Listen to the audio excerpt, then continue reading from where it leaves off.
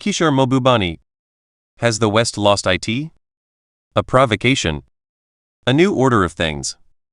Why is the West feeling lost? The answer is simple.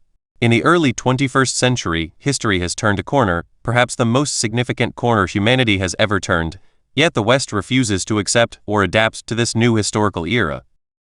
What is this big turn that history has taken? A brief comparison of the past 200 years with the previous 1,800 years will provide the answer. From AD 1 to 1820, the two largest economies were always those of China and India. Only after that period did Europe take off, followed by America. Viewed against the backdrop of the past 1,800 years, the recent period of Western relative overperformance against other civilizations is a major historical aberration. All such aberrations come to a natural end, and that is happening now. So what is the problem? It is important to understand the nature of our times. The strategist Machiavelli emphasized this when he said, "The prince who relies entirely on fortune is lost when it changes." I believe also that he will be successful who directs his actions according to the spirit of the times, and that he whose actions do not accord with the times will not be successful. Yet, even though the spirit of the times has changed, and even though the West will inevitably have to make major adjustments to adapt to this new era, no major Western has had the courage to state the defining truth of our times, that a cycle of Western domination of the world is coming to a natural end. Their populations, on the other hand, can feel these large changes in their bones and in the job markets. This, in part, explains supposedly politically aberrant, to the elites at least, events like Trump and Brexit. To reveal to their people the scale and speed of the changes, Western leaders should show the two charts below simultaneously. The frequently cited McKinsey Chart 1 shows how long China and India were the world's largest economies, as well as their sudden precipitous drop after 1820. The second chart, highlighted by commentator Martin Wolf, shows how China and India have regained their natural share as those of America and Europe have begun to shrink. The Western share of the global economy will continue to shrink. This is inevitable and unstoppable, as other societies have learned to emulate Western best practices. Does this mean that Western livelihoods are bound to get worse? The recent stagnation of incomes and rising job losses among the working classes in America and elsewhere seems to suggest that hard times are coming. R.W. Johnson describes well how wages have stagnated. He also wrote, on average in 1965 an American CEO earned 20 times what a worker did. By 2013, on average, the number was doing 96 times. The incomes of many Western middle-class populations have also stagnated in recent decades. This is undeniable, but this trend can be reversed. Western leaders need to do a shrewd recalculation of the new global economic order and look for new opportunities for Western workers. As Machiavelli famously warned, there is nothing more difficult than to take the lead in the introduction of a new order of things. The good news for the West is that the global economic pie is not shrinking. In fact, it is growing steadily and will probably continue growing, with some significant changes.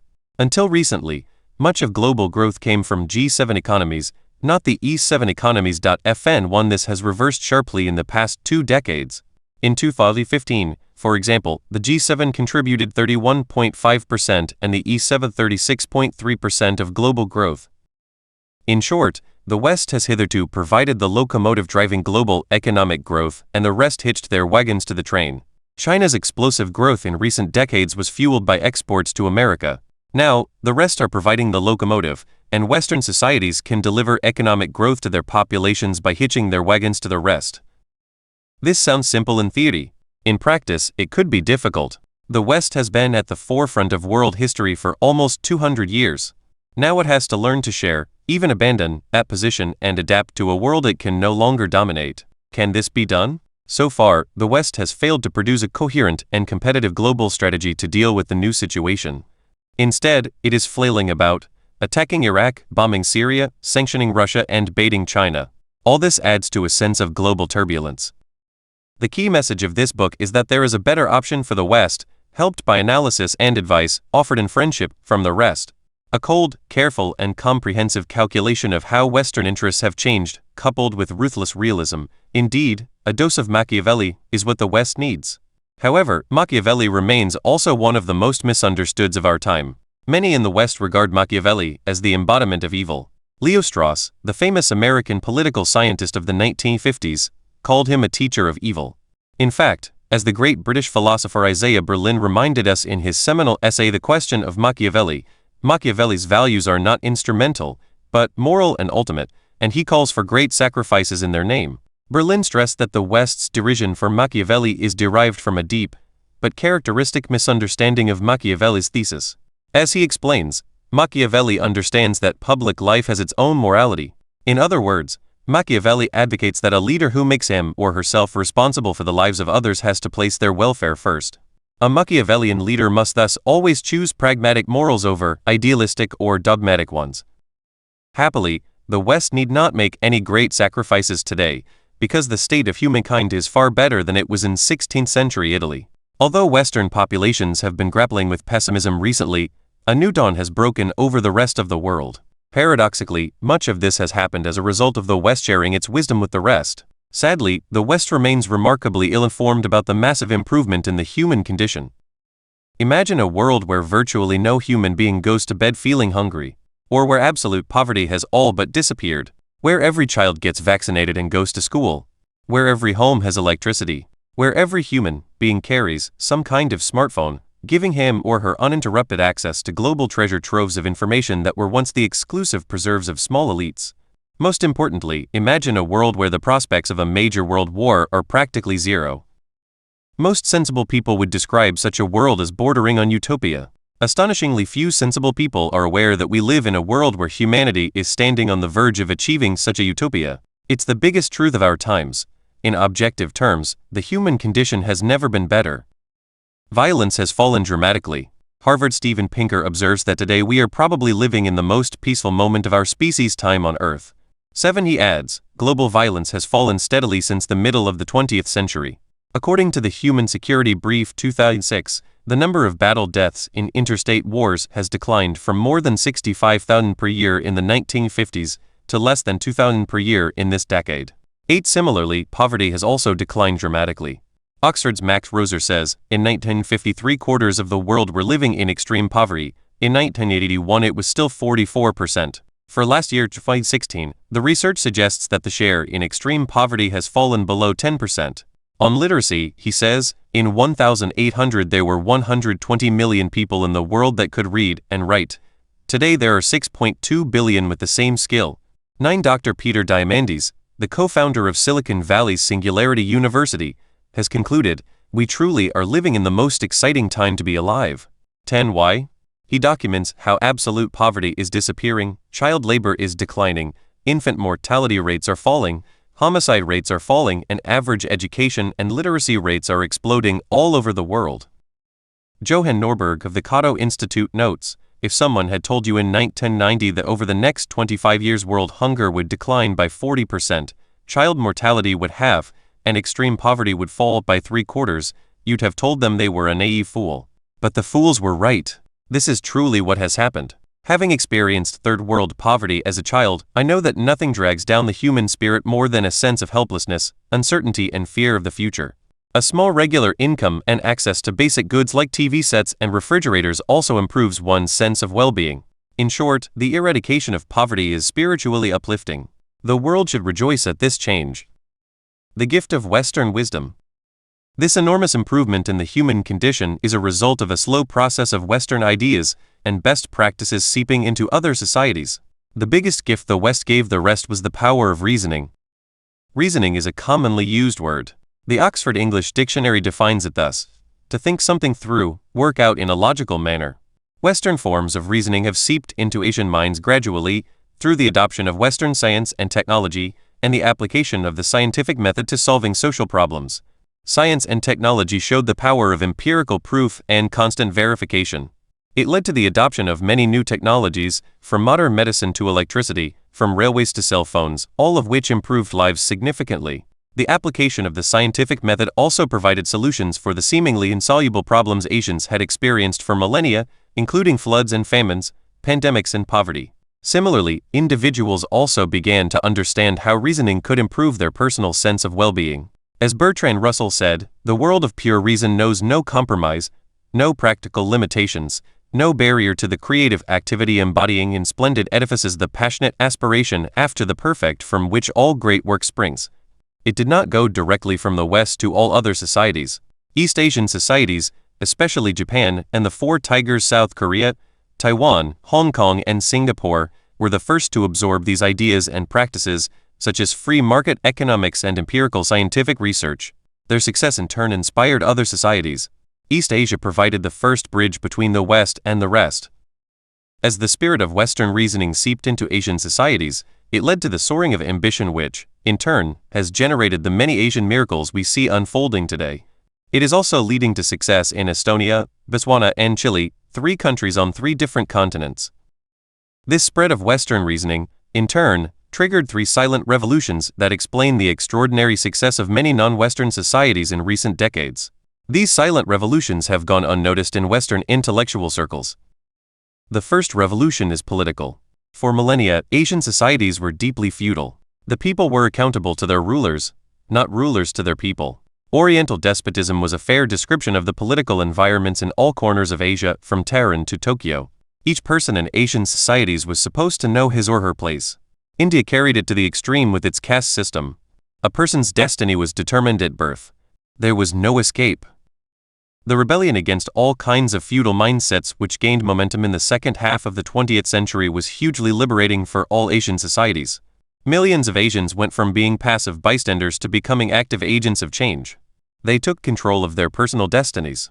Over time, the rulers of most Asian societies came to understand and accept that they were accountable to their people, not the people to them. These changes could be clearly seen in those societies that accepted democratic forms of government, like India and Japan, South Korea and Sri Lanka. However, an equally profound political revolution was taking place in the non-democratic societies. This explains the extraordinary success of China over the past 4 decades. In theory, there was no change when China went from being ruled by one Communist Party leader, Mao Zedong, to another, Deng Xiaoping. In practice, a fundamental political revolution took place. Mao behaved exactly like a traditional Chinese emperor, issuing edicts that often caused great human suffering. By contrast, Deng focused all his energies on improving the living conditions of the Chinese people. He educated them enormously. He opened the world to them. In so doing, he completely changed the social contract between the Chinese Communist Party and the Chinese people. All of Deng's successors, Jiang Zemin, Hu Jintao and Xi Jinping, know that, at the end of the day, they are accountable to the people. This explains the extraordinary transformation of Chinese society. 800 million Chinese have been rescued from absolute poverty in 3 decades. This is also why many Asian countries, including hitherto troubled countries like Burma, Myanmar, and Bangladesh, Pakistan, and the Philippines, are progressing slowly and steadily. In each of these 4 countries, various forms of dictatorship have been replaced by leaders who believe that they are accountable to their populations. Many of their troubles continue, but poverty has diminished significantly, the middle classes are growing and modern education is spreading. There are no perfect democracies in Asia and, as we have learned after Trump and Brexit, democracies in the West are deficient too. In theory, democratic processes are designed to deliver results that reflect the will of the people. Also, since each citizen is entitled to participate in the processes, the result should be accepted by all and result in national consensus building. Instead, democratic processes in the US and the UK have recently led to deep polarization, with virtual civil wars continuing even after election and referendum results have come in. Western theorists of democracy need to go back to their drawing boards to out where democratic processes have gone awry. In Asia, a different story is evolving. The political systems remain hugely imperfect. However, in a big shift from previous despotic assumptions, most Asian leaders now recognize that they are accountable to their people, and as long as they have to demonstrate daily that they are improving their people's lives, Asian societies will continue to improve. This is one big gift that Western reasoning has made to Asia. Today, Africans and Latin Americans are learning from Asian success stories. In 2008, Kenya launched Vision 2030, an ambitious development program that was heavily inspired by similar concepts in Singapore and Malaysia. Kenya's northern neighbor, Ethiopia, has been explicit in its admiration and emulation of South Korea and Taiwan. In 2015, Ethiopian President Mulatu Teshome said, "Ethiopia is going through a national renaissance, following Korea's model of development." The World Bank's South-South Knowledge Exchange initiative has fostered the exchange of policy lessons and technical assistance between Latin American countries and their developing Asian counterparts. Costa Rica's Investment Promotion Agency, CIND, followed Singapore's best practice and persuaded Intel to establish a processing plant in the country. The second revolution is psychological. The rest are going from believing that they were helpless voyagers in a life determined by fate to believing that they can take control of their lives and rationally produce better outcomes. In my lifetime, we have gone from my parents' generation, who had zero university education, to my children's generation, who are experiencing almost universal university education. Now multiply these experiences millions, if not hundreds of millions, of times. In the last 30 years, we have carried more people over the threshold of university education than we have in the previous 3,000 years. It makes a huge difference if you believe that you can create a better life for yourself and your children. Billions more people believe that they can do this. This enormous psychological revolution also explains why the human condition is getting better. The third revolution is in the field of governance. Here, too, the major transformation can be seen most acutely in Asia. 50 years ago, few Asian governments believed that good rational governance could transform their societies. Now most do. Take the case of Asia's three most populous countries, China, India, and Indonesia. All three had strong founding leaders in the post-colonial era: Mao Zedong, Jawaharlal Nehru, and Sukarno. They were very different personalities, but they shared one common trait: they focused on politics, not governance. This may be because the personality required to lead a country through a revolution or a struggle for political freedom is not necessarily that of someone who knows how to govern and administer a newly established nation-state. Even the great soul Nelson Mandela struggled to provide good governance. By contrast, the current leaders, Xi Jinping, Narendra Modi, and Jokowi, who are also very different in personality, share a common conviction that good governance will transform and uplift their societies. They are actively searching out and implementing public policies that could put their countries on a secure long-term road of economic development. All three also have severe political challenges to deal with domestically, yet all three are equally determined that this should not prevent them from delivering good governance to their societies. Modi is often criticized in the Western media for his right-wing nationalist stances. Some of these political stances are tactical moves to gain stronger political support. In many elections, he has received broad-based support from all ethnic and religious groups, including Muslims. This recent experience of rational good governance, in the form of beneficial public policies, may also explain why the populations of China, India, and Indonesia are more optimistic than their counterparts in the West. According to a study by Populus in 2016, 90% of young Indonesians said that they were happy, compared to just 57% in Britain and France. According to the same study, the countries with the highest proportions of young people who think the world is getting better are China, India, and Nigeria. In China, India, and Indonesia, more than 90% of young people named technology as the factor that made them most hopeful for the future. Suicidal Western wars. In the field of governance, we are witnessing a paradox. Asians learnt the virtues of rational governance from the West.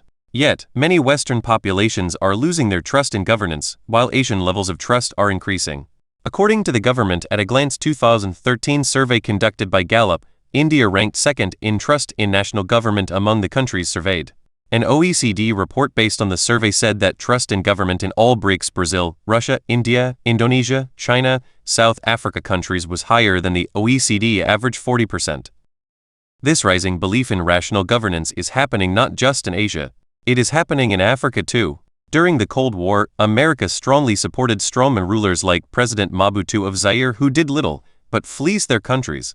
By contrast, many strongman rulers in Africa today are focused on rational governance of their societies. This is why President Yoweri Museveni of Uganda and President Paul Kagame of Rwanda have delivered remarkable economic and social development to their countries.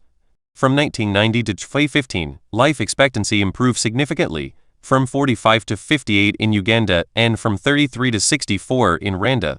The infant mortality rate of N1 decreased from 111.4 per 1,000 births in 1990 to 37.7 in Uganda and from 93.2 to 31.1 in Rwanda. But the rest have not sent a thank you note to the West. Initially, indeed, for centuries, the West used its military and technological prowess to conquer and dominate the planet. Modern science and technology were harnessed to create powerful weapons. By the end of the 19th century, Western power had exploded into every part of the planet. Virtually every society on Earth, including the two previously greatest economic powers, China and India, which had almost half of the world's GDP in 2019, was subjugated by the West. Every other human civilization had no choice but to bend before Western power. And this domination could have carried on for many more centuries if not for the two suicidal world wars, which the Western powers indulged in the first half of the 20th century. These wars, and the rejuvenation of non-Western societies using Western best practices, explain the political liberation of the rest of the world from Western domination in the second half of the 20th century. This liberation was visible in the new flags flying all over the world. What was not visible was the real intellectual liberation that came more slowly and only gathered pace towards the end of the 20th century. It took a few decades, but the rest of the world eventually figured out how they could replicate Western success stories in economic growth, health, education, and so forth. The West either didn't notice or didn't care. Why not? This liberation of billions of non-Western minds coincided with another moment of Western triumphalism, the end of the Cold War. Moments of triumphalism are inherently dangerous. The giddy spirits of the West were ready to ingest any form of seductive opium. Conveniently, they found this in Francis Fukuyama's famous essay The End of History. In it, he boldly argued, what we may be witnessing is not just the end of the Cold War or the passing of a particular period of post-war history, but the end of history as such, that is, the end point of mankind's ideological evolution and the universalization of Western liberal democracy as the final form of human government. Western rulers fell in love with his essay and began to believe that their societies had reached the top of the metaphorical Mount Everest of human development and would not be dislodged. Partly as a result of imbibing Fukuyama's opiate, triumphalists in the West didn't notice that the end of the Cold War coincided with a more fundamental turn of human history, which triggered a new historical era rather than ending history. China and India, the two sleeping giants of Asia, were waking up. Deng Xiaoping's four modernizations policy, reforming the fields of agriculture, industry, national defense and science and technology, gathered pace in the 1980s. Prime Minister Narasimha Rao opened up the Indian economy in 1991, ushering in foreign investment, reducing import tariffs and duties, and deregulating markets. The sound of the Western celebratory drums at the end of the Cold War was not the only event hiding the return of China as a major player in the international order. The Tiananmen Square events happened in June 1989. The mass demonstrations and the killings that followed convinced the West that the Chinese communist regime was another corrupt regime about to collapse. As a result, the West didn't notice the remarkably bold decision of Deng Xiaoping to carry on with the opening of the Chinese economy despite the huge political challenge posed by Tiananmen. A more nervous Chinese leader would have shuttered China again. Deng didn't. As a result, Chinese economic growth continued steadily in the 1990s. This gave China the confidence to apply to join the World Trade Organization (WTO). Then another event distracted the West, 9/11, in 2001. Instead of reacting thoughtfully and intelligently, the prevailing intellectual hubris led to the disastrous decision to invade Iraq. America has the world's best universities and think tanks, as well as the most globally influential professors and pundits, yet none of them highlighted or highlight now the fact that the most historically consequential event in 2001 was not 9/11.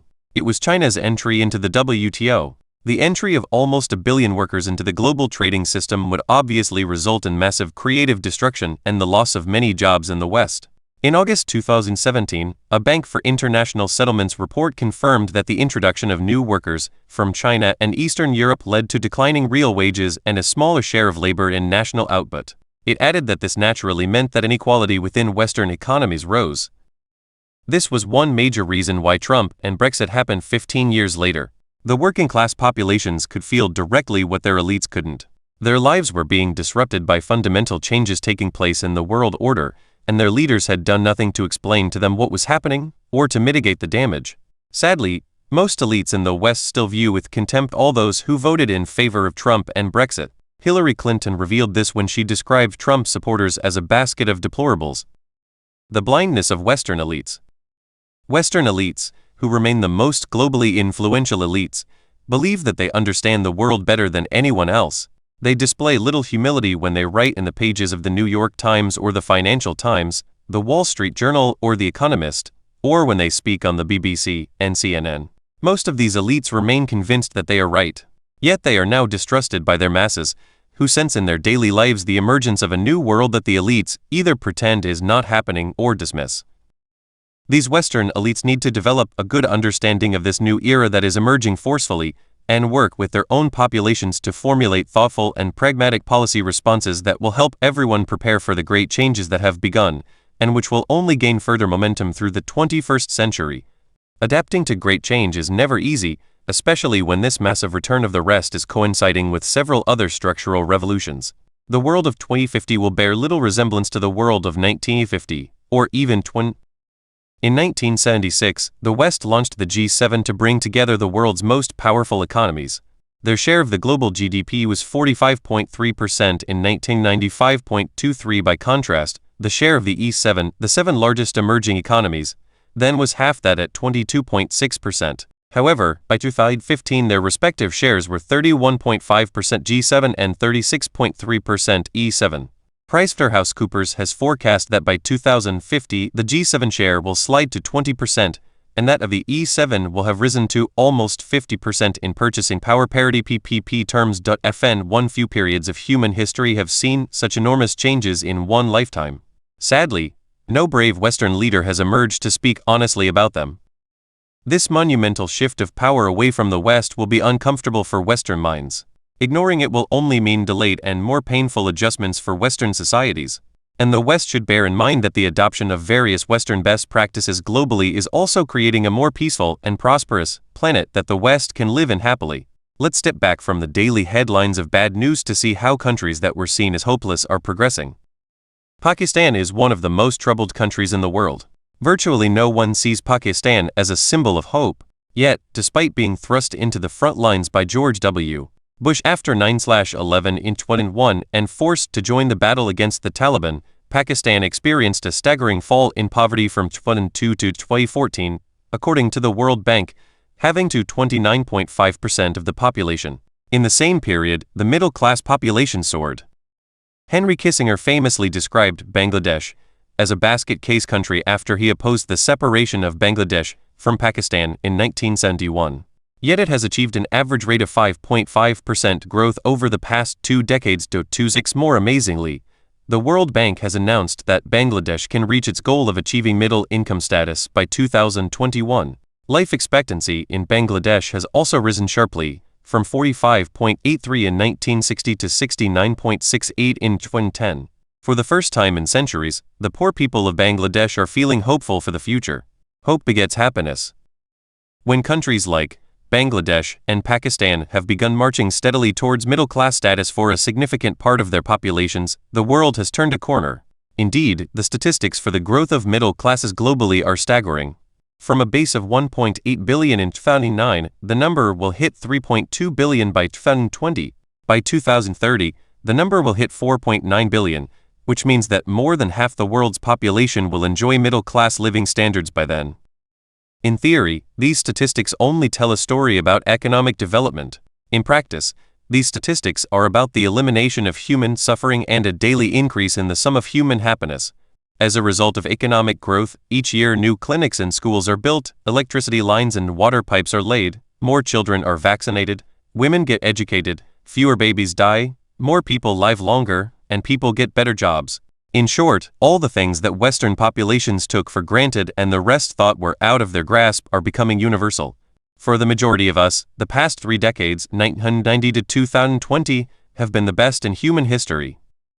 A happier humanity is emerging. It's not an exaggeration to say that we may be on the verge of utopia. Why have we not begun to celebrate this? One possible reason is that we have become addicted to news. We pay attention to events, not trends. One good case study is provided by Malaysia. Many well-informed observers of Malaysia are aware of the many trials and tribulations Malaysia has suffered in the past 3 decades, the spectacular political clash between Dr. Mahathir and his deputy PM Anwar Ibrahim in 1997, resulting in Anwar Ibrahim's beating and imprisonment, Dr. Mahathir's successful campaign to unseat his successor, Abdullah Badawi, in 2003, and the ongoing, so far unsuccessful, campaign to unseat the current PM, Najib Razak. Foreign observers are also aware of the Malaysian Airlines MAS plane MH17, shot down in Ukraine on 17 July 2014, and MH370, which is still missing after disappearing on 8 March 2014. Malaysia is also associated with the scandals surrounding the One Malaysia development Berhad, where close associates of Prime Minister Najib Razak were implicated in financial improprieties, and the dramatic killing of the brother of the North Korean leader at the Kuala Lumpur airport on 13 February 2017. Malaysia has had more than its fair share of bad news. As a result, few people are aware that, In terms of human development, Malaysia is one of the most successful countries in the developing world.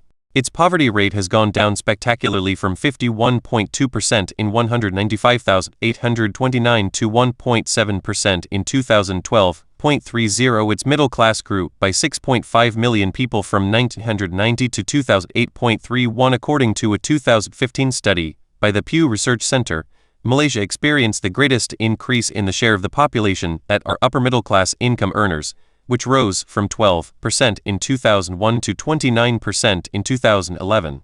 According to a study by NYU 32 in 1967, there were 25 vehicles per 1,000 members of the population in Malaysia. By 2002, this number had grown to 240 vehicles per 1,000. Similarly, internet penetration rates rose from 21.4% in 2000 to 68.6% in 2016. Smartphone penetration rose from 51% in 2014 to 71% in 2016. According to the Spring 2015 Pew Global Attitude Survey, which measured the share of adults owning a smartphone, Malaysia ranked 9th in the world. As a result, Malaysians have become well connected with the new modern economy. This ignorance about the extraordinary progress made by billions on our planet is aggravated by the global supremacy of Western media, which dominate global news and infect the world with the prevailing Western pessimism. Historians in the future will marvel at how the end of the 200-year Western domination of world history circa 2020 coincided with a new dawn in human history. It could have been otherwise. The end of Western domination could have resulted in a new dark age for the world. Indeed, many in the West still believe that we are on the threshold of such a dark age today. The truth is the exact opposite. Given the dominance of bad news in the West, accentuated by Trump and Brexit, few in the West have noticed another startling fact of our times. 3 of the 4 most populous countries in our world are Asian: China 1.3 billion, India 1.2 billion, and Indonesia 250 million. All 3 are led by exceptionally honest and competent leaders, Xi Jinping, Narendra Modi and Jokowi, respectively. Is this an amazing coincidence? Or is it, perhaps, a reflection of our times? These societies are in the throes of a new resurgence. As such, their people expect and support strong, competent leaders. Xi, Modi and Jokowi are exceptionally competent. However, they are not exceptional in providing relatively good governance. As indicated earlier, more and more countries are enjoying functional, instead of dysfunctional, governance. Functional governance is good enough to improve the lives of people and lift living standards. Today, most governments of the world have become functional. Why is this not studied or discussed? At least in part it is because the media only cover the more dysfunctional governments. A region-by-region analysis would show that every region in the world enjoys more functional than dysfunctional governments. Southeast Asia was a hotbed of conflict and strife from 1945 to 1985. Now, as Jeffrey S.N.G. and I document in our book The ASEAN Miracle, all 10 ASEAN governments are functional and thrusting Southeast Asia forward to become the 4th largest economic area in the world by its 2050. No other region can show such a sharp contrast between its dysfunctional past and its functional future, but Southeast Asia is not an exception. South Asia, another strife-ridden area, now probably has only one dysfunctional government, Nepal. As documented earlier, even Pakistan and Bangladesh are progressing slowly and steadily. In the neighboring Gulf region, the news focuses on the conflict in Yemen. Yet, next door to Yemen, another nation, Oman, has been gradually making progress for decades. Oman's per capita GDP has increased from $9,907 in 1980 to $50,965 in 2015. Indeed, most members of the Gulf Cooperation Council are doing well. One leading indicator to watch is the percentage of women being educated. In Saudi Arabia alone, female tertiary enrollment rose from 10.7% in 1991 to 59.8% in 2014. In a huge breakthrough, in September 2017 the Saudi king finally lifted the ban on women drivers. Modernity is seeping into all corners of the world. Latin American governments have also become more functional. Venezuela stands out as an exception. Similarly, overall sub-Saharan Africa is making steady progress. For every Somalia that is dysfunctional, there are several neighbors that are functional, including Ethiopia, Djibouti, Kenya, and Tanzania. Ethiopia was long a symbol of African poverty. However, its per capita income has increased by 214% in the past 3 decades. 35 Rwanda and Uganda have also grown their per capita income in a sustainable way. By a curious coincidence, The two regions that seem to be an exception to this broad trend are the two regions that the West has meddled in the most in recent times, North Africa and the Middle East. Is the relative failure of these two regions a result of bad luck, poor leadership, flawed societies and cultures, or Western meddling? 25 years ago, I warned Europe that if it didn't take better care of North Africa, boatloads of refugees would cross the tiny sea that is the Mediterranean. I wrote, if something goes wrong in, say, Algeria or Tunisia, the problems will impact on France. In the eyes of the North African population, the Mediterranean, which once divided civilizations, has become a mere pond. What human being would not cross a pond if thereby he could improve his livelihood? Through all previous centuries, men and women have crossed oceans and mountains to seek a better life, often suffering terrible hardship in the process. It didn't take a strategic genius to see this coming. Yet Europeans were shocked when refugees began to arrive from North Africa. It is therefore vital to stress here that the stories from North Africa and the Middle East, especially Iraq and Syria, that hog Western newspaper headlines are the sharp exception to a larger global surge of functional governance. As the dean of a school of public policy, I saw daily how the appetite and capacity for functional governance has spread globally. The global explosion of travel. Functional governance can improve people's living standards significantly in a lifetime. By the rule of 72FN1, if a country grows at 5% a year, and many developing countries are achieving this rate of growth, a country's per capita income doubles every 14 years. Hence, in the next 30 years, if most of the states grow at this rate and the three most populous states, China, India, and Indonesia, are at least likely to do so, the standard of living of a vast majority of humanity will quadruple in the next 30 years. This statistic, more than anything else, should occupy the thoughts and approaches of governments and rulers around the world. We can see the impact of higher living standards in the global explosion of travel beyond borders. A popular Western expression is people vote with their feet. More and more people are voting with their feet nowadays.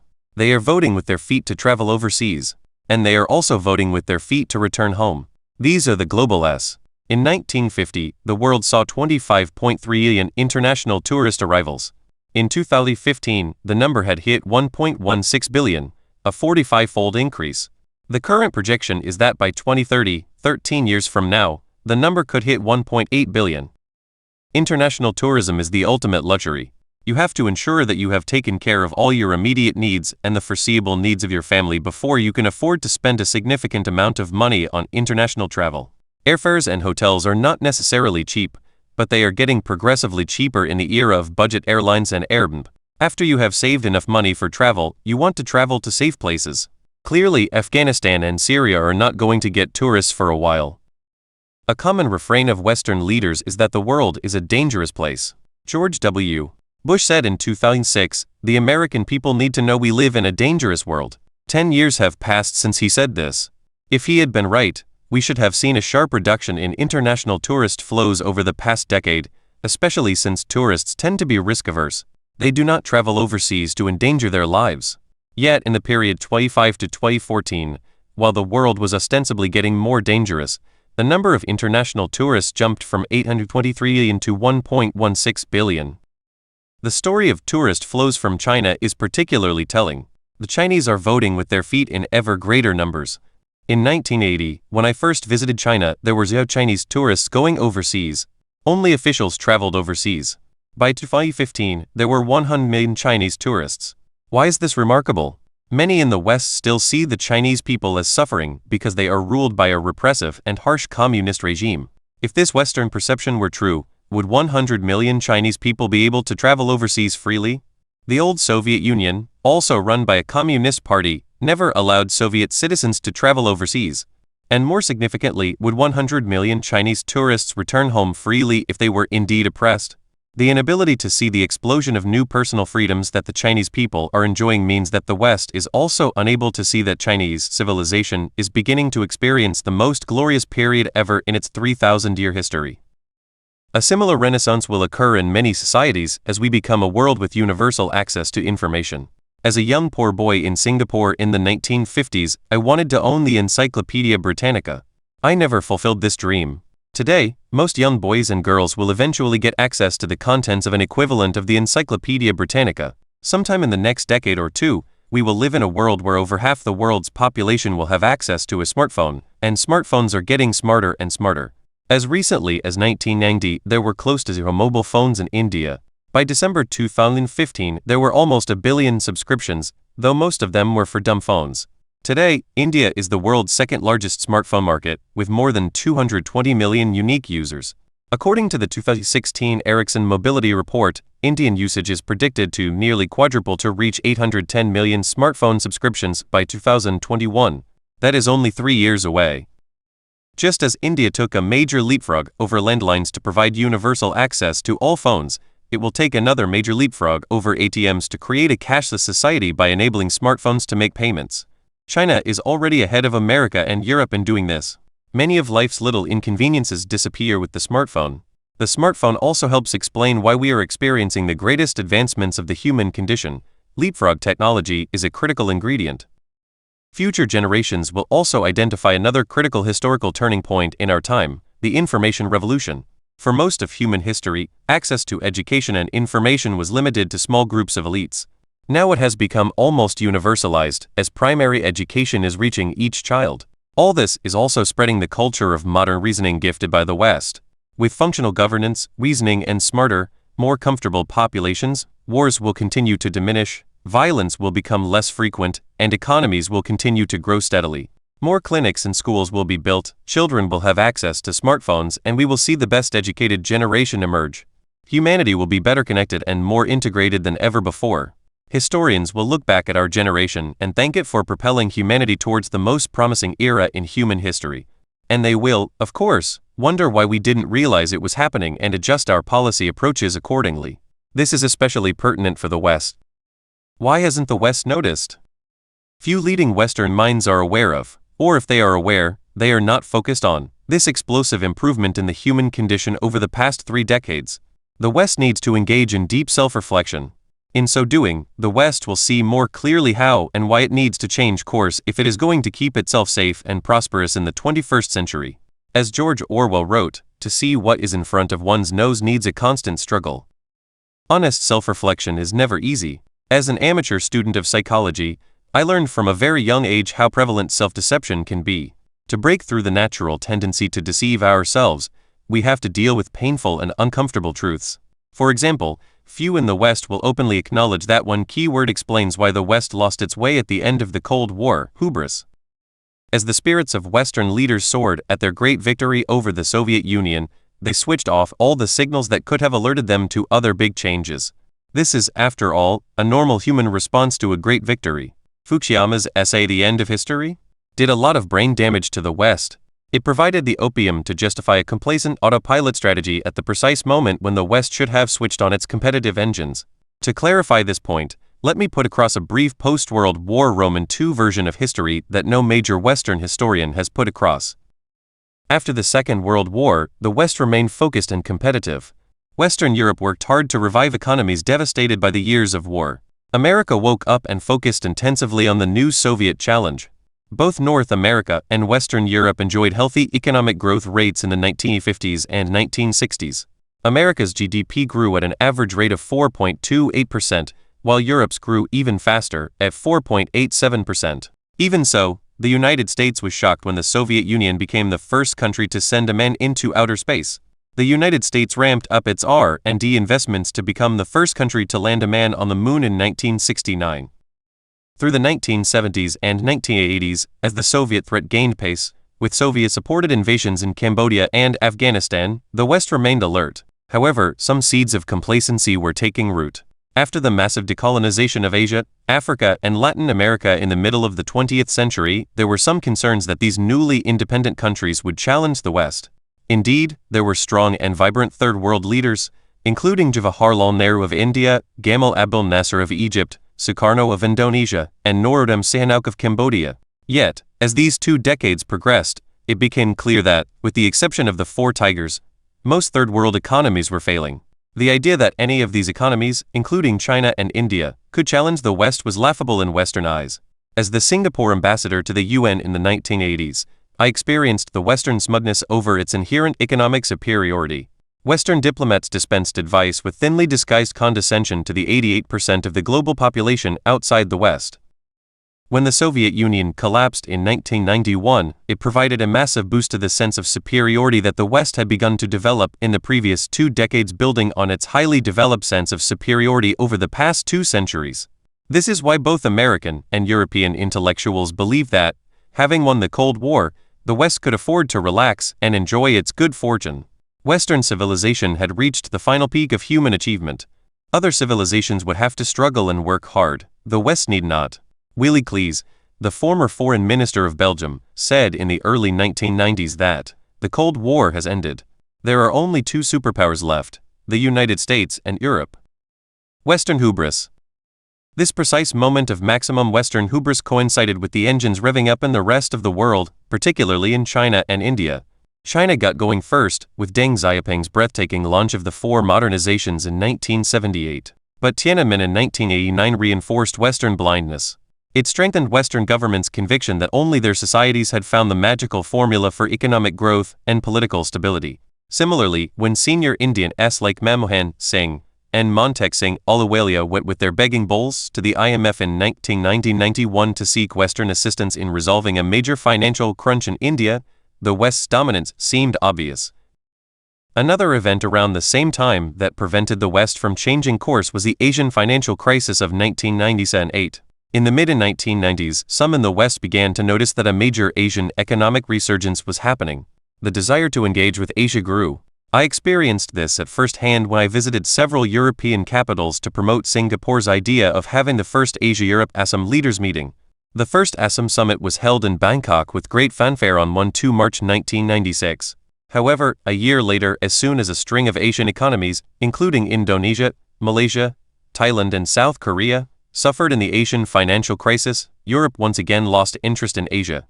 Western condescension returned with a vengeance. In short, the 2 critical decades that saw the return of China and India, the 1990s and the 2000s, coincided with a period of maximum insularity and self-congratulation. Western leaders didn't notice, or ignored, some significant milestones. In 2014, measuring GDP in purchasing power parity terms (PPP), India surpassed Japan to become the world's 3rd largest economy. China made even more impressive strides. In 2000, US GDP in nominal terms was 9 times that of China. Owing to China's rapid growth in the ensuing decade, by 2010, US GDP was just 2.5 times that of China. 46, but in PPP terms, China emerged as the world's largest economy in 2014, even though it had been 10% the size of the American economy in 1980. Strategic errors, Islam, Russia and meddling in world affairs. If the West had noticed this great renaissance, they would have concentrated on the real issue shaking up their societies. Instead, blinded by hubris, the West made a series of strategic errors, intervening in Islamic countries, underestimating Islam as a religion, and failing to address the root of the problem when it comes to terrorism. The most unwise intervention was to invade Iraq in March 2003. In theory, Iraq happened because of 9/11. In practice, it was just a demonstration of Western, especially American, hubris and strategic incompetence. To say that this war was a massive act of stupidity is an understatement. It was an act of folly on several counts. The United States invaded Iraq in revenge against the attack by an Islamic militant, Osama bin Laden. Yet in doing so, it removed a strong secular leader who was opposed to Osama bin Laden, Saddam Hussein. The United States also declared that it was worried about Iranian power. By destroying Saddam and the Taliban, America gave Iranian power a major boost. George W. Bush said that the invasion of Iraq was meant to create a strong, stable democracy in Iraq. Instead, with the assistance of the graduates of the leading universities of the world, he created a royal mess. Iraq has now become a textbook example of how not to invade a country. Singapore's founding Prime Minister, Lee Kuan Yew, a friend of the United States, noted wryly that even the Japanese had done better in the Second World War. Iraq was a disaster. What made it worse was that it reinforced the conviction among 1.5 billion Muslims that the loss of Muslim lives did not matter to the West. A fair question that future historians may well address is whether the surge of Islamic terrorist incidents in Western capitals was an indirect consequence of this thoughtless campaign of bombing Islamic societies. The West makes one fundamental mistake in all its dealings with the Islamic world. It underestimates the religion of Islam. Western analysts survey the Islamic world and see a string of weak societies. They associate the Islamic world with failed states like Afghanistan and Somalia, or broken states like Iraq and Syria. Yet even though many Islamic societies are struggling, Islam itself is only growing in strength. Indeed, to put it bluntly, Islam may well be the most dynamic and vibrant religion on earth. According to Pew Research Center, the Muslim population will grow more than twice as fast as the overall world population between 2015 and 2060, and, in the second half of this century, will likely surpass Christians as the world's largest religious group.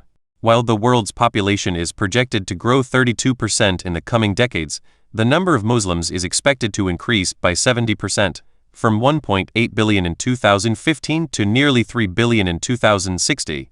In 2015, Muslims made up 24.1% of the global population. 45 years later, they are expected to make up more than 3 in 10 of the world's people, 31.1%. Islam is not just getting more adherents. Muslims are also becoming more religious. Since the Western mind likes to extrapolate Western assumptions into the human condition, it assumes that the modernization and economic development of any society will lead to less religiosity and more secularism. In the Islamic world, the reverse is happening. Economic development and education are leading to greater religiosity. Greater numbers of women are wearing the hijab, even in parts of the world where it was rarely worn for centuries, including Central Asia and Southeast Asia. And, as the Islamic world becomes better educated and more religious, it remembers well the millennia of dealing with stronger and militarily superior Western societies. Many young Muslims resent the weakness of Islamic societies vis-à-vis the West. Many of them are therefore seduced by the violent rhetoric of Islamic clerics who point out the indifference of the West to the loss of Muslim lives. The young men who carried out terrorist attacks on 3 June 2017 in London were influenced by the Islamist preacher Musa Jibril, who tweeted, "No intervention in Syria for over 2 years b/c those being killed are Muslim." Yet France quickly intervenes to massacre the Mali Muslims. Let me put across a very sensitive point as delicately as possible. In going after a series of individuals who have been inflamed by such Islamist rhetoric, the West is pursuing a strategy as futile as that of cutting off the tip of the iceberg to save the Titanic. Until the iceberg is dealt with, the problem will never be solved. The West should engage in deep reflection on what it has done to the Islamic world for the past 2 centuries. This historical record will continue to haunt relations between Islam and the West over the next 2 centuries. The West's second major strategic error was to further humiliate the already humiliated Russia. Gorbachev's unilateral dissolution of the Soviet Empire was an unimaginable geopolitical gift to the West, especially America. The Russia that remained was a small shell of the Soviet Empire. After winning the Cold War without firing a shot, it would have been wise for the West to heed Churchill's advice: in victory, magnanimity. Instead, the West did the exact opposite. Contrary to the implicit assurances given to Gorbachev and Soviet leaders in 1990, the West expanded NATO into previous Warsaw Pact countries, including the Czech Republic, Hungary, Poland, Bulgaria, Estonia, Latvia, Lithuania, Romania, and Slovakia. Tom Friedman was dead right when he said, "I opposed expanding NATO toward Russia after the Cold War, when Russia was at its most democratic and least threatening. It remains one of the dumbest things we've ever done and, of course, laid the groundwork for Putin's rise." The humiliation of Russia led to an inevitable blowback. The Russian people elected a strawman ruler, Vladimir Putin, to defend Russian national interests strongly. Putin was elected president in 2000 and re-elected in 2012, and he also served as prime minister from 1999 to 2000 and 2008 to 2012. Yet, even while Putin was in office in the 2000s, the West threatened to expand NATO into Ukraine, despite the fact that eminent American statesmen like Henry Kissinger and Zbigniew Brzezinski cautioned against it. Speaking of Ukraine, Kissinger said, "I don't think it's a law of nature that every state must have the right to be an ally in the framework of NATO." Brzezinski said, "Russia should be assured credibly that Ukraine will not become a member of NATO." These warnings were ignored. America supported the demonstrations against President Viktor Yanukovych of Ukraine when his regime collapsed in 2014. Putin knew that the next Ukrainian government might push Ukraine into NATO. The result would have been that Crimea, which had been part of Russia from 1783 to 1954, would have been used by NATO against Russia. Putin felt that he simply had no choice but to take back Crimea. Even Gorbachev supported him. The Crimea episode showed that there is only so much humiliation that any nation can take. It was inevitable that the Russian people would say, "Enough is enough." Putin's election reflected the will of the people. They wanted a strawman ruler who could also poke the eyes of the West. He did this by invading Crimea and supporting Assad in Syria. There are no saints in geopolitical games. There is only tit for tat. If the West had shown respect for Russia instead of humiliating it, Putin would not have happened. In the summer of 2017, Putin was vilified by the American media for having interfered in American elections. Such interference is clearly wrong. Yet no American leader asked the obvious question in this 2017 debate: has America interfered in other countries' elections? Dov Levin of the Institute of Politics and Strategy at Carnegie Mellon University has compiled a database documenting that it has, more than 80 times between 1946 and 2000. The West is no saint either, though it is regularly in danger of believing itself to be so. And so to the West's third error: thoughtless intervention in the internal affairs of several countries. It is not a coincidence that the end of the Cold War saw a flurry of so-called color revolutions. A partial list includes the following: Yugoslavia in 20 bulldozer, Georgia in 23 rose, Ukraine in 25 orange, Iraq in 25 purple, Kyrgyzstan in 25 tulip, Tunisia in 2010 jasmine, Egypt in 2011 lotus. Many of these color revolutions were internally generated. However, when they surfaced, the West rushed to support them because in the minds of Western policymakers, especially American ones, the export of democracy was an inherent good. Hence, they believed that they were living up to the highest moral standards of Western civilization. Few in the rest are convinced that the West's post-Cold War encouragement of democracy abroad represents a moral impulse. Instead, they see this as a last futile attempt to continue the two-century period of Western domination of world history through other means. They also notice the cynical promotion of democracy in adversarial countries like Iraq and Syria, and not in friendly countries like Saudi Arabia. Most disastrously, when the intervention turns sour, as in Iraq or in Libya, the West walks away and takes on no moral responsibility for the adverse consequences. One painful truth that cannot be denied is that this thoughtless attempt to export democracy has increased, not decreased, human suffering in many countries. The West has lost its way significantly in the past 3 decades. It needs to change course. But before formulating a new strategy, the West needs to accept the changed mindsets of non-Western populations. A resurgent West will not wear the same degree of Western intervention as it did in the past. Until the West understands this, it will not understand why it needs a new strategy to remain successful. One recent major event illustrates how ignorance of history causes misunderstandings between the West and the rest. When 9/11 happened, most Americans felt they were innocent victims subject to an unprovoked attack. Most thoughtful international observers saw it as an inevitable blowback against the West trampling on the Islamic world for several centuries. It was not just Muslims who believed that. One of Latin America's best novelists, Gabriel Garcia Marquez, asked Americans, "How does it feel now that horror is erupting in your own yard and not in your neighbor's living room? Do you know that between 1844 and 1994 your country carried out 73 invasions in countries of Latin America? For almost a century, your country has been at war with the entire world. How does it feel, Yank, knowing that on September 11th the long war finally reached your home?" The West must recognize that all of humanity is one. 7 billion people live in 193 separate cabins on the same boat. The big problem is that while we have captains and crews taking care of each cabin, we have no captain or crew taking care of the whole boat.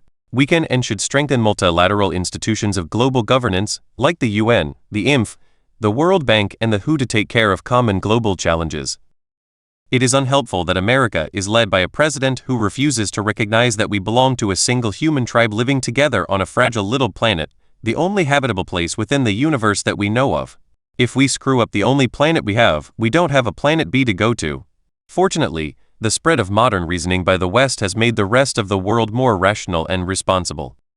Hence, even though Donald Trump, the leader of the best-educated society on Earth, is today making unwise decisions on climate change and triggering a new nuclear arms race, his kind of ignorance will eventually be overwhelmed by the broader, well-informed human community, which will rebel against such erroneous thinking. The West did the world a favor by sharing its culture of reasoning with the rest.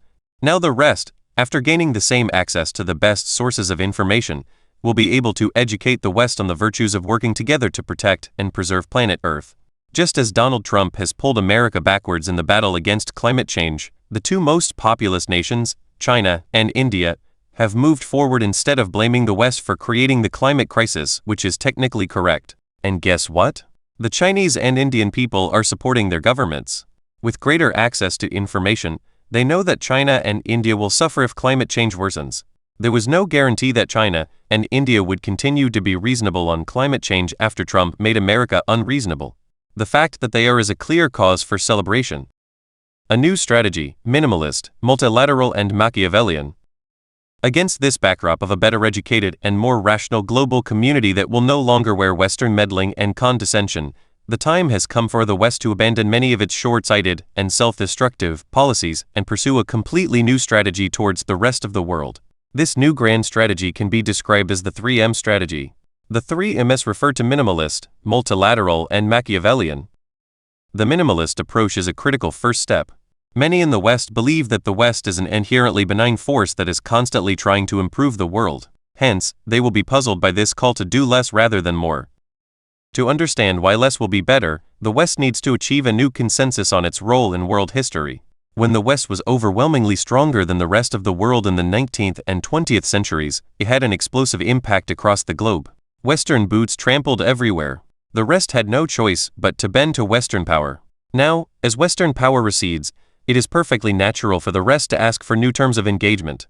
Many parts of the world, especially Asia and Africa, would welcome a more restrained Western role. Take the Islamic world, for example. They feel that the West has become trigger-happy since the end of the Cold War, and they resent it. Even worse, most of the countries recently bombed by the West have been Muslim countries, including Afghanistan, Iraq, Libya, Pakistan, Somalia, Sudan, Syria, and Yemen. This is why many of the 1.5 billion Muslims believe that Muslim lives don't matter to the West. As indicated earlier, the West needs to pose to itself a delicate and potentially explosive question. Is there any correlation between the rise of Western bombing of Islamic societies and the rise of terrorist incidents in the West? It would be foolish to suggest an answer from both extremes, that there is an absolute correlation or zero correlation. The truth is probably somewhere in the middle. If so, isn't it wiser for the West to reduce its entanglements in the Islamic world? Some of these entanglements have been very unwise. During the Cold War, the CIA instigated the creation of Al-Qaeda to fight the Soviet occupation of Afghanistan. The same organization bit the hand that fed it by attacking the World Trade Center on 11 September 2001. Sadly, America didn't learn the lesson from this mistake. In an effort to remove Assad in Syria, the Obama administration transported ISIS fighters from Afghanistan to Syria to fight Assad. 58 To ensure that the ISIS fighters had enough funding, America didn't bomb the oil exports from ISIS-controlled zones in Syria to Turkey. Through all this, America declared that it was opposed to ISIS. In fact, some American agencies were supporting them, directly or indirectly. It is truly difficult to understand why America, a distant country protected by two oceans, decided to intertwine its destiny with the Islamic world. It may have made some strategic sense in the Cold War to prevent Soviet domination of the Middle East. Post-Cold War, especially with America becoming self-sufficient in energy, it makes no strategic sense. America should withdraw from its military engagements in the Middle East. Henceforth, there should be zero American bombs dropped in Islamic countries, though there is, perhaps, a case to argue in Afghanistan, because of the danger of the Taliban returning. Instead, America should enhance its diplomatic engagement and work with Europe to find geopolitically wise diplomatic solutions. Will the Middle East become a darker place if America disengages militarily? Most American strategic thinkers are sure it would. Yet they also believe that the non-communist states in Southeast Asia would collapse like dominoes after the American forces withdrew ignominiously from Vietnam in 1975. The region appeared doomed to them then. Many British observers had long described Southeast Asia as the Balkans of Asia, because it is the most diverse corner of Asia, even more diverse than the actual Balkans. No international observers expected Southeast Asia to become an oasis of peace and prosperity. But ASEAN kept progressing as the West kept retreating from the region. More amazingly, while the West tried and failed to manage the transition away from absolute military rule in Syria, ASEAN did the same successfully in Myanmar. The 1,000 ASEAN meetings that the Myanmar military officials attended in neighboring ASEAN capitals made them aware of how backward their country had become. So Myanmar switched course peacefully without Western military intervention. The Rohingya killings and exodus were a tragedy, but they also reflected a last-ditch effort by the Myanmar military to embarrass Aung San Suu Kyi, both domestically and internationally. The rest does not need to be saved by the West, educated by it on governmental structures, or shown the moral high ground. It most certainly does not need to be bombed. Stepping back will improve relations with many parts of the world, not only the Islamic world, but also China and Africa, which chafe under Western haughtiness. The rest will continue to learn from the West in many areas. The EU's greatest achievement is that there is a prospect of war between any two EU member states. ASEAN is trying to replicate this EU gold standard. The Nordic countries continue to excel in providing a good balance between economic growth and social harmony. This Nordic model will gradually become universalized. The United States continues to excel in higher education and entrepreneurship. The world will copy American best practices. Chinese university presidents regularly visit American campuses to learn from them. A minimalist global strategy by the West would promote even greater learning. It is always easier to learn from someone who doesn't exude an attitude of superiority. The West also needs to understand the rest better. This is where the second leg of the new strategy swings in, the multilateral leg. Some leading Western minds accept the fact that the world has shrunk inexorably. We are reminded of this every year as each new crisis requires coordinated global actions. From the financial crisis 2008-9 to the Ebola outbreak 2014-16, from the climate change summit in Paris 2015 to the terrorist attacks in leading capitals 2017, we learned that all cabins on the global boat must work together. To work together, we need stronger and more effective global councils. Fortunately, as the eminent British historian Paul Kennedy has reminded us in his book The Parliament of Man, we do have a global parliament. It is the United Nations General Assembly UNGA. Few Americans know that this is primarily an American creation. It was forged by President Truman in 1945. Truman was inspired by the following two lines from Tennyson's famous poem Locksley Hall. Till the war drum throbbed no longer and the battle flags were furled. In the Parliament of Man, the Federation of the World. Having served as ambassador to the UN twice from 1984 to 1989 and from 1998 to 2004, I know firsthand how debates in the UNGA can provide a good flavor of the thinking of 7.3 billion people. When ambassadors to the UN speak, they would be excoriated by their populations if they didn't express the points of view of their people. As a result, a real cacophony of voices is heard. Since many criticisms of the West are expressed in the UNGA, the West, especially America, has tried to both marginalize and ignore UN debates. Daniel Patrick Moynihan, U.S. ambassador to the UN in the 1970s, wrote in his memoirs, "The Department of State desired that the United Nations prove utterly ineffective in whatever measures it undertook. This task was given to me, and I carried it forward with no inconsiderable success." The American political scientist Edward Luck has said, "The last thing the U.S. wants is an independent UN throwing its weight around. The U.S. isn't going to allow the organization to dictate things inconsistent with the objectives of U.S. leadership." 65 America marginalizes the world's voices. Here again, let me ask a politically sensitive question. Would there have been fewer terrorist attacks on Western capitals had they paid more heed to the voices of the rest? Why did the first Iraq invasion by Father President Bush in 1991 succeed spectacularly, while the second Iraq invasion by son President Bush in 2003 failed miserably? The most essential difference is that the elder Bush sought and obtained the support of the UN. Virtually the whole world, including China and Russia, supported this invasion. By contrast, his son went against the consensus of the UN. Virtually the whole world, including China and Russia, opposed the invasion. There is an obvious lesson to be learned from these two Iraq wars, yet few American intellectuals dare to admit publicly they were wrong in supporting the second Iraq war. Someone should start a mea culpa movement in America. Each leading American intellectual who supported the war in 2003 should publish an essay on why he or she failed to listen to the overwhelming sentiments of the rest of the world. In so doing, they will expose some of the strong self-deception that has characterized American foreign policy thinking over the past 15 years. One myth that surprisingly many Americans believe is that America is often prevented from doing the right thing in the UN, for example, in Syria, because of the opposition of non-democratic states like Russia and China. The remarkably sanctimonious statements made by the American ambassadors to the UN Samantha Power and Nikki Haley reinforce this belief. Nikki Haley said, after Russia and China blocked sanctions on Syria in February 2017, they put their friends in the Assad regime ahead of our global security. They turned away from defenseless men, women and children who died gasping for breath when Assad's forces dropped their poisonous gas. But American intervention in Syria is also opposed by the world's largest democracy, India, and the world's third largest democracy, Indonesia. Why is America not listening to its fellow democracies? Or do the opinions of non-Western democracies not matter? This is what a leading Indian official, Shyam Saran, wrote about Western intervention.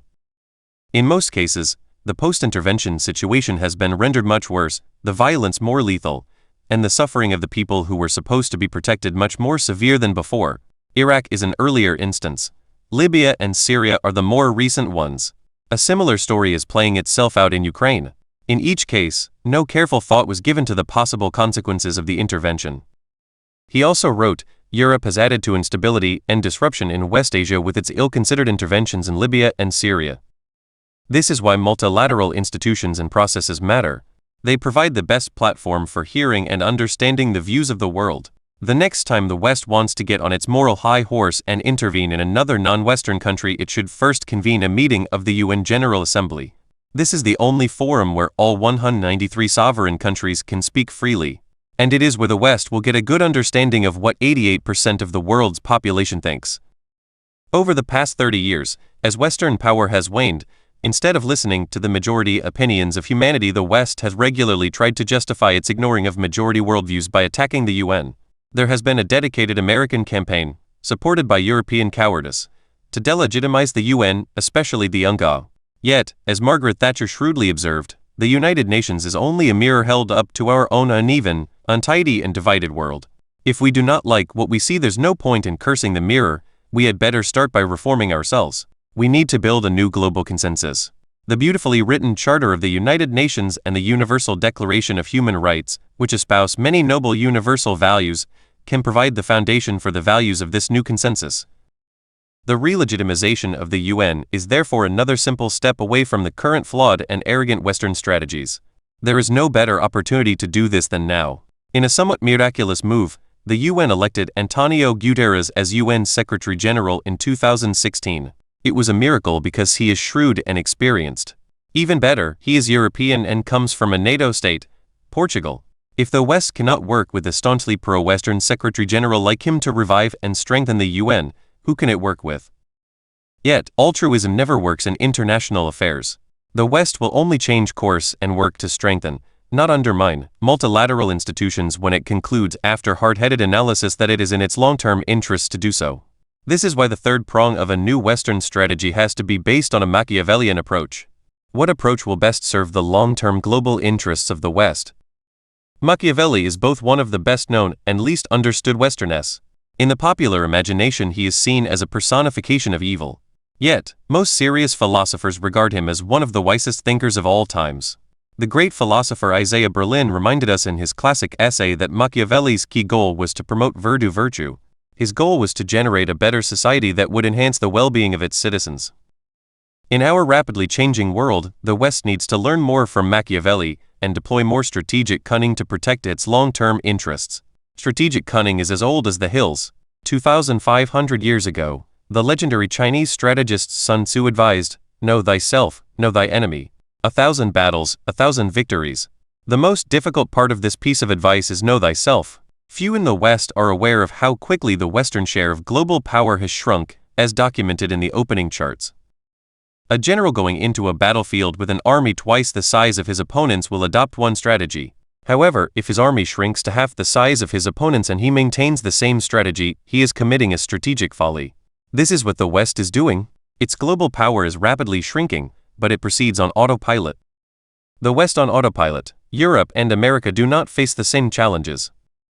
To put it bluntly, there may have been a time perhaps at the end of the Cold War when 12% of the world's population could afford to impose demands on China. 20% of the world's population, anger the Islamic world. 20% of the world's population, ignore the demographic explosion in Africa. 15% of the world's population, and humiliate Russia, the world's second largest nuclear power.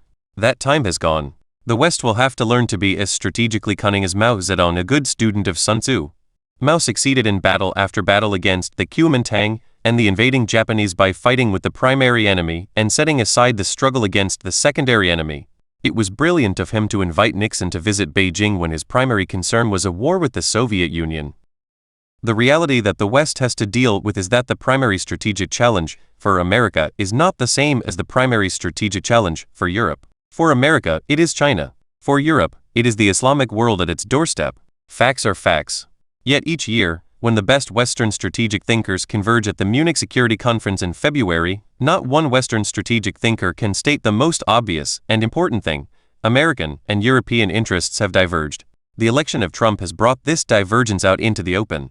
It may well go down as one of Trump's biggest contributions to world history. Chancellor Merkel said in May 2017, "The times in which Germany could fully rely on others are partly over. I have experienced this in the last few days. We Europeans really have to take our destiny into our own hands." Both America and Europe would be better off if they were to become more strategically cunning in defending their respective interests. For Europe, it is clear that the primary threat is not going to come from Russia. Unlike during the Cold War, no Russian tanks threaten Europe. Russia is now a secondary challenge.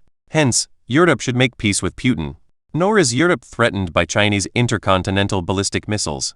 Instead, China's economic development is good for Europe's interests. Why?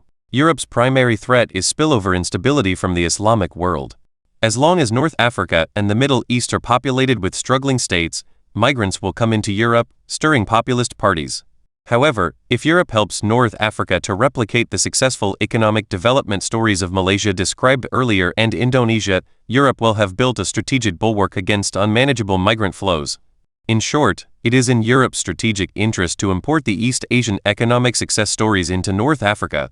Hence, Europe should work with China, not against China, to build up North Africa. Fostering the economic development of North Africa is not an idle dream.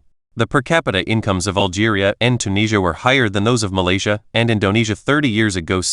Yet Malaysia and Indonesia have grown more rapidly in the past 3 decades. What Indonesia and Malaysia have accomplished today, Algeria and Tunisia can accomplish tomorrow. Young Algerians and Tunisians should be sent to East Asia to study. Europeans should feel a desperate sense of urgency in dealing with North Africa, because, behind North Africa, an even bigger demographic explosion is coming. Africa's population will become as large as Asia's by 2100. Then there will be 4.5 billion people in Africa. How will an aging population of 450 million Europeans deal with this demographic explosion? Europe must become cunning and focus on its own existential challenge. The Europeans also need better leadership. Trump and his advisors are right when they say that Europeans have been free riding on America by not paying their fair share for NATO. What they don't add is that Americans have taken advantage of this European strategic passivity to hijack European states and get them to support various American initiatives that are against long-term European interests. Geopolitics is, at the end of the day, about geography. The Americans have destabilized Europe's geographical neighborhood. The Europeans have not been cunning enough in protecting their own strategic interests in the Middle East and Russia.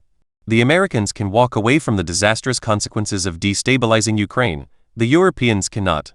The Europeans were technically right in saying that Russians violated international law in Ukraine. Yet, as Ambassador Puri, the representative of the world's largest democracy, India, has said, it can be argued that given the impunity with which international law and state sovereignty were being violated all around, the Russian step was merely one, which the West now protests against the most, in a long list, including Iraq, Kosovo, Libya, Syria, and Yemen. Most countries in the world are bewildered by the American insistence on humiliating Russia. They are even more bewildered by European complicity. Trump and his team were initially showing strategic common sense by not antagonizing Putin, yet few European leaders have shown their support for this common sense, confirming once again the lack of strategic cunning in Europe. Senator McCain is right to rail against alleged Russian meddling in American elections. Western logic teaches us that McCain's complaint implies a universal moral rule. No country should interfere in any other country's elections. Would McCain agree to a similar rule for America not interfering in any other country's elections? And if America exhibits double standards in such behavior, would Europe point that out? America is an ocean away. It can and should walk away from its multiple engagements in the Islamic world to focus on its primary challenge, China. Future historians will wonder why America showered geopolitical gifts upon China as it was rising. In the early 2000s, in the most rapid phase of China's development, America decided to invade Iraq and get mired in a swamp. And how did this strategic folly come about? It happened because America reacted emotionally instead of rationally to 9/11. The Islamic world is not America's primary strategic challenge. It is a secondary challenge. Hence, it should make peace with the Islamic world, not rile it. With the shale revolution, America doesn't even need oil from the Gulf. Paradoxically, its naval fleet in the Gulf protects oil supplies to China, as China depends greatly on oil imports from the Gulf region. America has also demonstrated strategic stupidity in dealing with Iran. It has allowed the painful memories of the 1979 occupation of the American embassy in Tehran, which is now almost 40 years ago, to trump cunning strategic calculations. Iran will never be a threat to America. Instead, it could enhance America's strategic options. One of Obama's biggest gifts to America was the nuclear deal with Iran. Trump should build on it by establishing diplomatic relations. The best way to transform Iranian society is to send thousands, if not millions, of American tourists to the country. In 2012, Christopher Thornton wrote in The Atlantic that a 2009 World Public Opinion poll found that 51% of Iranians hold a favorable opinion of Americans, a number consistent with other polls, meaning that Americans are more widely liked in Iran than anywhere else in the Middle East. 75 shrewd American geopolitical policies should take advantage of this. Instead, foolishly, Trump is trying to derail this Iran agreement. The U.S. Congress unwisely imposed new sanctions on Iran in 2017. The big danger that America faces if it wakes up and begins to deal with China is that it will make the same mistakes that the Soviet Union made when it dealt with the U.S. The Soviet Union saw America as a military competitor. In fact, America was its economic competitor, and it was the collapse of the Soviet economy that led to America's victory. Similarly, for America, China is an economic competitor, not a military competitor. The biggest mistake that America could make is to step up its military deployments in East Asia to balance a resurgent China. The more that America spends on military expenses, the less effective it will be in the long run in dealing with a far stronger and bigger Chinese economy. In 2015, America spent 3.3% of its GDP on defense. China spent only 1.9%. This American tendency to outspend the rest of the world also has other negative consequences. The old adage says that if you only have a hammer, every problem looks like a nail. Consequently, American strategic behavior has been distorted. Brawn replaces brains. Strategic cunning is rarely deployed in American responses to global crises. In 2017, Trump experienced his first series of crises with North Korea. Kim Jong-un carried out tests and fired missiles.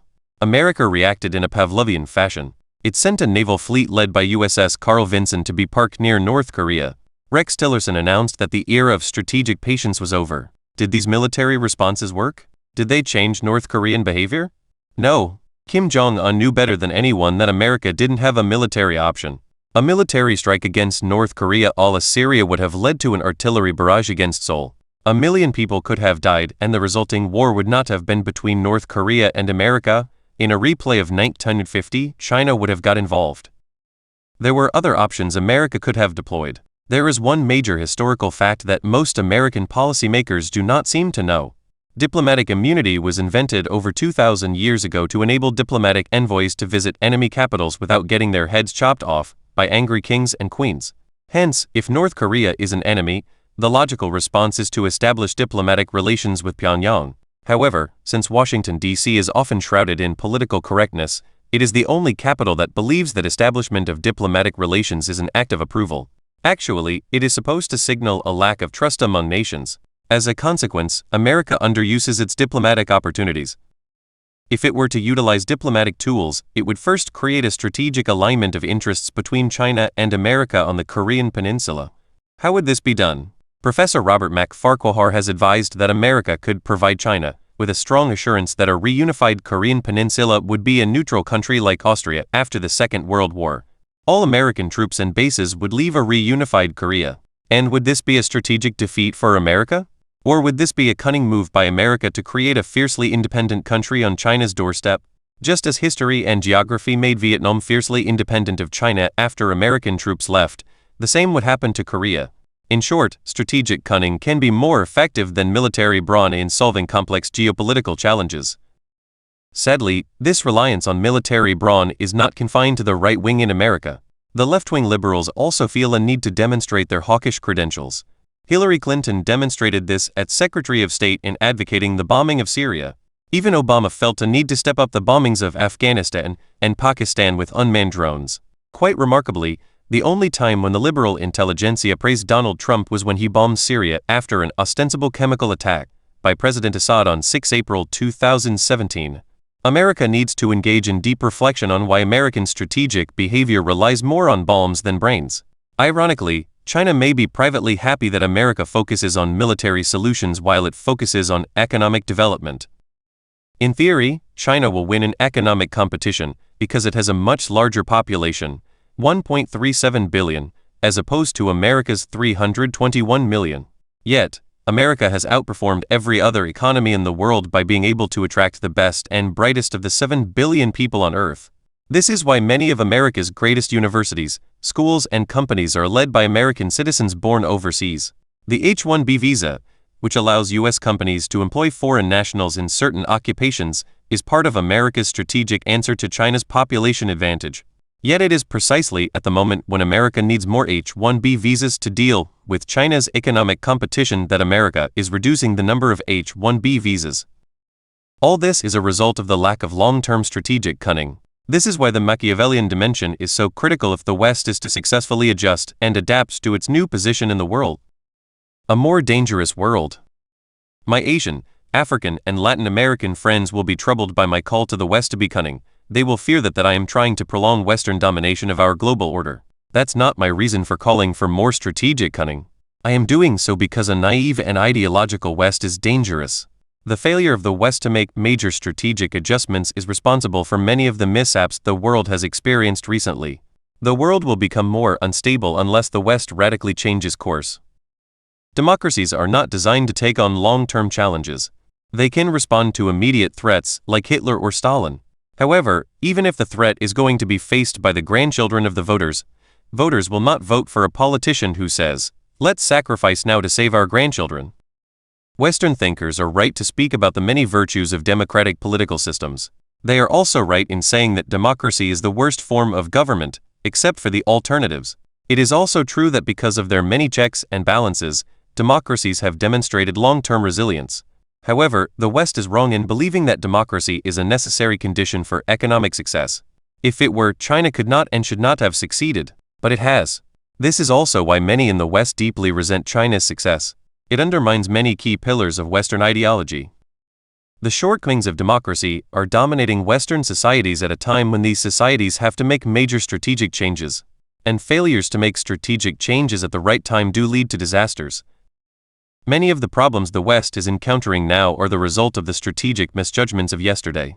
Chas Freeman, a distinguished former American ambassador, has made the same point. The risks the world now faces were not and are not inevitable. They are the product of lapses of statesmanship and failures to consider how others see and react to us. The setbacks to America's ability to shape the international environment to its advantage are not the result of declining capacity on its part. They are the consequence of a failure to adapt to new realities and shifting power balances. A few examples will drive home the point. In early 2017, Europe was startled by President Erdogan's efforts to use Turkish populations in Europe to vote in favor of constitutional changes to entrench his power. All the blame was heaped on Erdogan, one man. But how much of Turkish anger was a result of being insulted by Europe for decades? Turkey applied for EU membership in 1987 and never got in. Austria, Cyprus, Malta, Sweden, Finland, Hungary, Poland, Romania, Slovakia, Latvia, Estonia, Lithuania, Bulgaria, the Czech Republic, Slovenia, and Croatia applied later and did. You don't insult a country and not face consequences. Even more stupidly, the Europeans kept Turkey out and allowed Turks who want to vote for Erdogan. It would have been wiser to keep Turks out and admit Turkey into the EU with restrictions on free movement of labor. The jobs generated inside Turkey would have kept Turks at home. Similarly, it was a folly for Europe to launch the Common Agricultural Policy (CAP) in 1962. It enriched a few European farmers. It impoverished millions of African farmers, especially in North Africa. Why are millions of Africans trying to get into Europe illegally? Because Europe lost its strategic common sense. By not exporting jobs to Africa, it designed policies that would inevitably import Africans into Europe. This is why the rest should wish and hope for a more cunning and calculating West to manage the next 30 years. Here are some key economic forecasts about the world in 2050. In 1950, the American, European, UK, France, and Germany share of world GDP was 43%.77. By 2050, it will have shrunk to 24%.78. The population s are even more stunning. As Swedish physician and epidemiologist Hans Rosling has documented, in 1950, Europe's share of the world's population was 22%, while Africa's was 9%. By 2050, Europe's share will have shrunk to 7%, while Africa's will have exploded to 39%. If Europe continues on autopilot, or sinks into despair or racially and religiously motivated ideological approaches to declining power in population shifts, this will be an act of collective suicide. It will also be hugely damaging for the rest, as Europe and America flail around. The explosive expansion of Western power into every nook and cranny of the world has done both good and evil, including the genocidal disappearance of many peoples, yet the 88% of the world's population outside the West have absorbed a great deal of Western wisdom. They can and are forging ahead and building their own futures. By a remarkable accident of history, the most distant Asian society from Europe, Japan, became the first non-Western society to modernize through the Meiji Reformation in the 1860s. A century later, more Asian societies emulated Japan. All this has led to the great and unstoppable Asian resurgence. Now, through another accident of history, the virtues of modernization are poised to enter Arab, Turkish, and Persian societies because all these societies are genuinely amazed by the spectacular success of Asia, from China to India, and keen to replicate such success.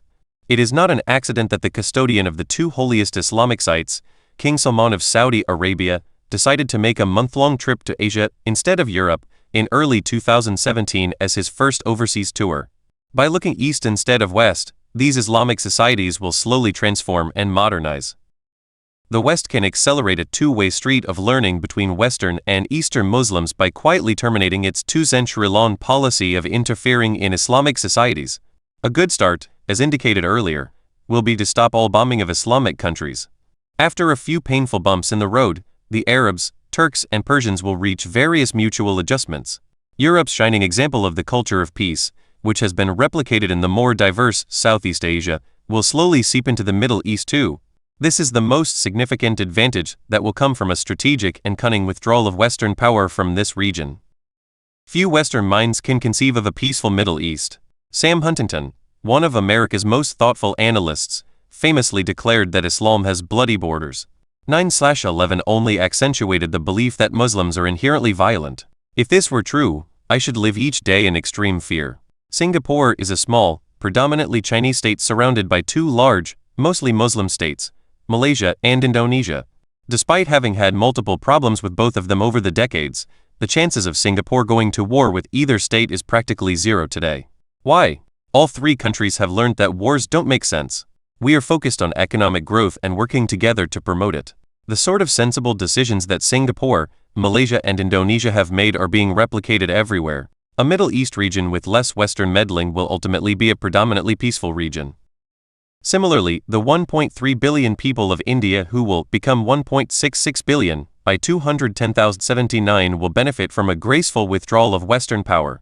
One of the manifest absurdities of our time is that the UK and France remain as permanent members of the UN Security Council UNSC, passing mandatory resolutions that the rest of the world has to comply with. They are only there because of their 19th century prowess, not their 21st century promise. Indeed, in 2045, on the 100th anniversary of the UNSC, if the UK and France remain permanent members and India is out, the UNSC would have lost all its credibility. No serious country would then comply with its resolutions. As the Western share of the global population and of global power recedes, the West should calculate that it is in its best interests to have a stronger rules-based order. One way to do this is to strengthen, not weaken, the UNSC. The best way to strengthen the credibility of the UNSC is for the UK to give up its seat to India and, as I argued in the Great Convergence, for France to share its seat with the EU. What I am advocating here is plain common sense for long-term European interests. Yet, it shows how far away the Europeans are from strategic cunning that the most obvious solutions for their long-term interests are neither conceivable nor mentionable in European discourse. Western humility would be good for the 1.4 billion people in China, too. The biggest act of strategic folly that America could commit would be to make a futile attempt to derail China's successful development before China clearly emerges as number one in the world again. Barack Obama avoided this temptation from 2009 to 2016. Trump is unpredictable. It is truly dangerous that there is a significant group of thinkers, policymakers, and activists in Washington, D.C. who are quietly plotting and planning various ways of derailing China. Such activity can only give credence to the hawkish voices in the country and result in the emergence of an angry nationalist China. Today, under Trump, America is focused on military competition. He has announced that he will increase the U.S. naval fleet from 272 ships to 350.82. This is strategic folly. A more cunning America would focus on reducing its navy, not expanding it. And would the world collapse? Would trade routes be threatened? And if trade routes suffer, would America suffer more, or would the world's number one exporter, China, suffer more? In short, some strategic common sense would encourage America to be more prudent than expansionary in its military spending.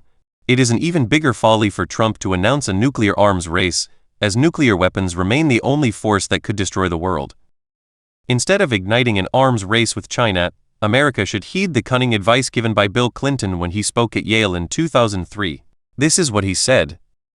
If you believe that maintaining power and control and absolute freedom of movement and sovereignty is important to your country's future, there's nothing inconsistent in that the US continuing to behaving unilaterally. The US is the biggest, most powerful country in the world now. We've got the juice, and we're going to use it. But if you believe that we should be trying to create a world with rules and partnerships and habits of behavior that we would like to live in when we're no longer the military, political, economic superpower in the world, then you wouldn't do that. It just depends on what you believe. Bill Clinton was bravely advising his fellow Americans to begin preparing for a world where America is no longer number one. It was brave for him to do so, as it is almost taboo in America to speak of America becoming number two, although it will inevitably become number two. So what is the best outcome for America when it becomes number two? The best outcome would be a number one power, namely China, that respects rules and partnerships and habits of behavior that America could live with. And what would be the best way to slip on these handcuffs of rules and partnerships and habits of behavior onto China? This is where Bill Clinton was being cunning. He was advising his fellow Americans to slip the handcuffs of rules and partnerships onto themselves.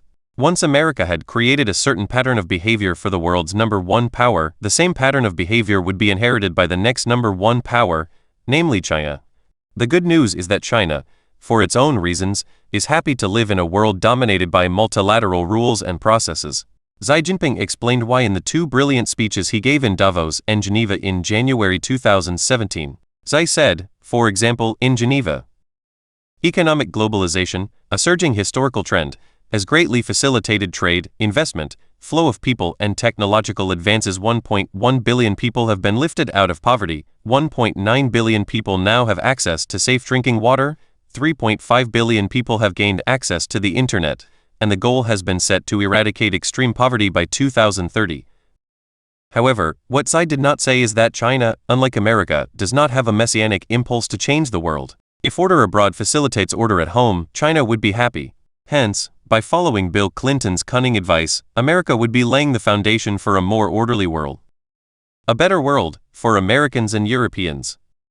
All these recommendations are based on a fundamental assumption that Western minds need to understand that, for over 2 centuries, they have been aggressive and interventionist. Now it is in their strategic interest to be prudent and non-interventionist. This will benefit the world, as outlined above. It will also benefit Western populations. The West was the first civilization to break out of the clutches of superstition and ignorance that dominated the feudal eras of human history. The West also deserves the credit for carrying humanity to our current era of unprecedented peace and prosperity. Yet instead of celebrating these achievements, Western populations are pessimistic and despondent. According to the 2017 Deloitte Millennial Survey, millennials in emerging markets generally expect to be both financially 71% and emotionally 62% better off than their parents. This is in stark contrast to mature markets, where only 36% of millennials predict they will be financially better off than their parents and 31% say they'll be happier. 85% Similarly, according to the 2014 Pew Global Attitude Survey, most of those surveyed in richer nations think children in their country will be worse off financially than their parents. In contrast, emerging and developing nations are more optimistic that the next generation will have a higher standard of living. A less adversarial relationship between the West and the rest will help to dispel the clouds of pessimism that now envelop Western societies. Erstwhile adversaries, like China and the Islamic world, will be seen as strong potential economic partners, not threats. When the global middle-class population explodes from 1.8 billion in 2009 to 4.9 billion in 2030-87, it will present new opportunities for the competitive Western economies. There is no doubt that the Western elites failed to prepare their populations for the inevitable creative destruction that flowed from China's admission into the WTO in 2001. As a result, the elites have lost the trust of their populations. Martin Wolf described it well: the elites, the policy-making, business and financial elites, are increasingly disliked.